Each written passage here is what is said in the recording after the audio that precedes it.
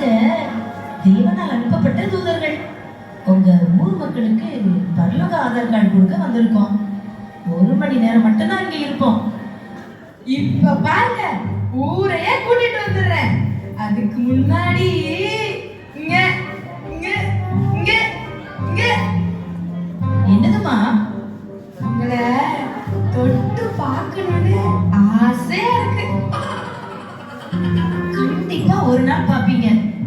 இப்ப சொன்ன வேலையை மட்டும் செய்யுங்க. சரியா? ஏ ரோசி, சாரா, டீடி.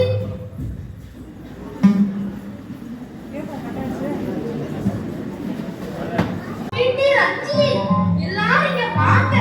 நம்ம ஊருக்கு பரலோக ஆதார் கார்டு கொடுக்க அங்க மேல இருந்து தூதர்கள் வந்திருக்காங்க.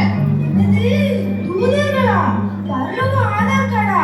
எனக்கு வேணும், எனக்கு வேணும். எனக்கும் வேணும். உனக்கு மட்டுமா? எனக்குமா வேணும். நல்லா பேசுற. எனக்கு வேண்டாமா? அதானே. ஆனா என்ன பார்த்தா ஆதார் கார்டு கையில தூக்கி தருவாங்க. சும்மா இருக்கா? பரலோக ஆதார் கார்டுக்கு சொந்தக்காரியே நான் தான். இப்படியே பேசிக்கிட்டு இருந்தா தூதர்கள் போயிடுவாங்க. வாங்க சீக்கிரம் போவோம். பரலோக ஆதார் கார்டு கொடுக்கிறீங்களாமே, தூர இடத்துல இருந்து எங்க ஊர் தேடி வந்திருக்கீங்க. மிக்க மகிழ்ச்சி ஐயா. கொடுங்க கொடுங்க, நாங்க வாங்கினே இருப்போம். ஆமா, இது எதுக்குயா? கைவேலை இல்லாத நித்திய மாளிகையில் நிரந்தரமாய் சுகித்து வாழ்வதற்கு. சரி, இப்ப எல்லாரும் அங்க போய் இருங்க.